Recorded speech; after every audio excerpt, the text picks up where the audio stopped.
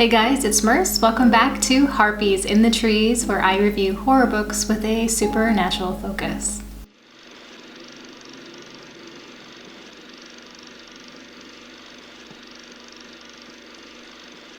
I hope you guys are doing well and staying safe and looking out for each other. Today we're going to talk about one of my favorite authors, Darcy Coates, and her book, The Carrow Haunt. So as usual, let me set this up for you. So our book opens with a personal tour of the Carrow house. A group of thrill seekers and paranormal enthusiasts arrive at Carrow House via bus. Carrow House is on an island, so there is no real way to get there. You really would need specific type of transport to get there. When they arrive, they see a woman standing on the steps in a Edwardian outfit with long, dark hair cascading over her shoulders. She's not only the tour guide, but she's also the one who put these tours together. She is very theatrical and playful, and she knows her stuff. She knows everything there is to know about the Carrow house. So she walks these people through every room, talking about specific objects that have history to them, murderous events that have taken place, and also the supernatural lore that goes with the house as well. And that's why a lot of people are there. They want to be there to learn about the murders and the hauntings. There is a girl in red who appears pretty often, and there's also a very solemn woman in gray that can be seen. But the person that everyone is really curious about is Edgar. He's a documented serial killer. He's killed at least 26 people and buried them in the basement. After the 3-hour tour, Remy is approached by one of the men in the group. His name is Mark. He comes up to her and he asks her if she would be willing to be a part of a team that he wants to put together to investigate the hauntings of Carrow House. After some considerations, she agrees. And she brings with her 17-year-old April, who's actually the owner of Carrow House. April brings with her her companion Lucille, who's 32 years old. She's sort of like her chaperone a little bit. And the others on the team are Taj, who is one of the scientific documenters. There's Marjorie, who's a spirit medium, and she brought her assistant Bernard with her. And there's Piers, who's just a paranormal enthusiast. And then there's Mark, the organizer. So I definitely have mixed feelings about this book. I've read 3 other books by Darcy Coates: The Haunting of Ashburn, Craven Manor, and Voices in the Snow, and I loved all 3 of them. But Carrow Haunt didn't feel like a Darcy Coates book to me. This story was not very character driven, which is just something that I really enjoy. In the last 3 books that I read of hers, her characters are very endearing, they're flawed, they're relatable, they're kind of struggling a little bit, but they're figuring things out on their own. They're kind of going on a bit of an adventure, but the stories themselves are very strong and interesting and intriguing and enjoyable. This one for me, it was very flat. It was in one-dimensional, and it wasn't that interesting to me. I love the inner monologues that Darcy Coates always has in her books because they kind of give you a peek into someone's personal thoughts of what they're thinking about and what they want to do and how they're figuring things out. In this case, I felt like it wasn't really necessary. In this case, I just felt like they didn't bring much to the story or to the character.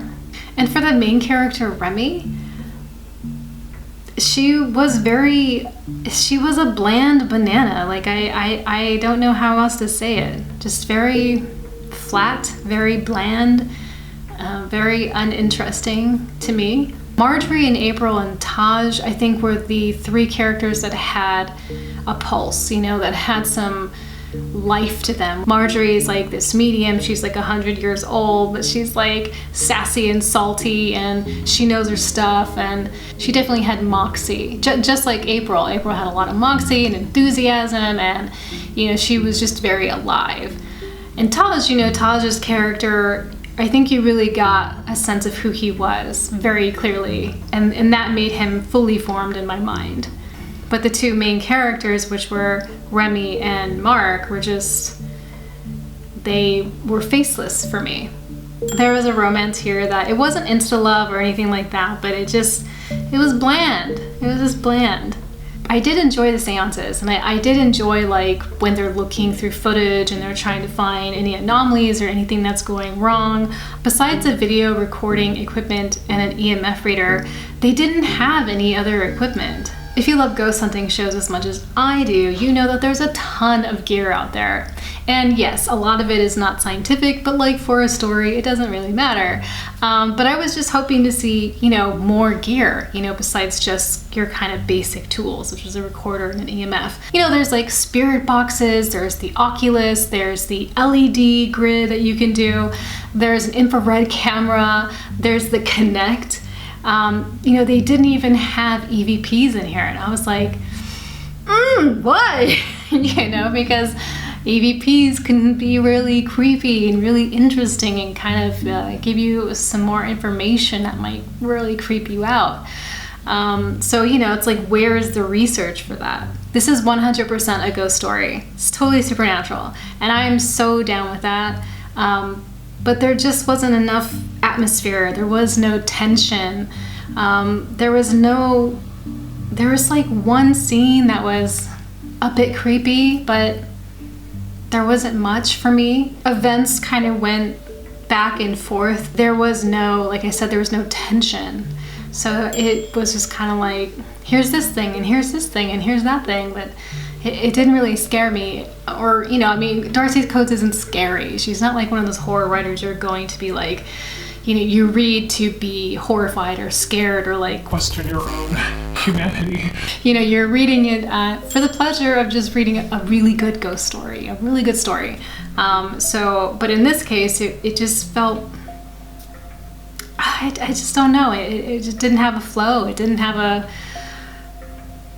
yeah. At the end, I did kind of roll my eyes a little bit because it was just too much for me. There wasn't a lot of risk.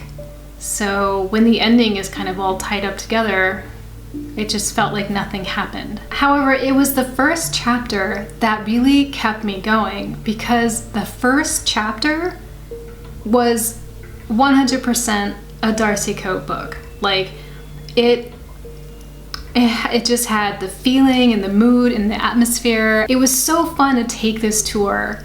You really felt like you were there. It was so solid and it was so awesome.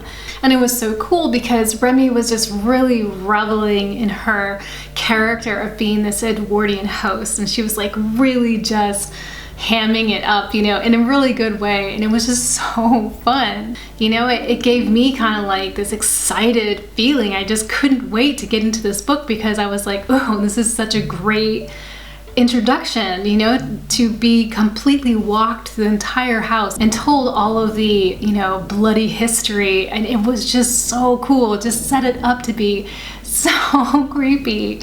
And then it just kind of like faded off. I mean, when I was done with this, I was like, it doesn't feel like a Darcy Coates book. It felt like she wrote the first chapter and then the rest of it, so maybe somebody else wrote it, you know? I don't know. I'm not a professional reviewer or anything, but based on the last 3 books that I read of hers, this one was weird.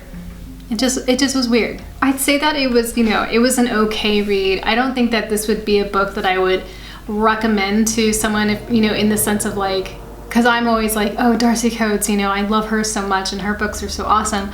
I don't think I would recommend this one. I would recommend the other books that I've read to people who haven't read her before, because I feel like this is not a good example of the magic that Darcy Coates really has. The next Darcy Coates book I have to read is The Blackwood House. Yes, The Blackwood House. So I'm hoping that one has what I expect more from Darcy Coates than this one. So all in all, I was definitely underwhelmed by this one, unfortunately.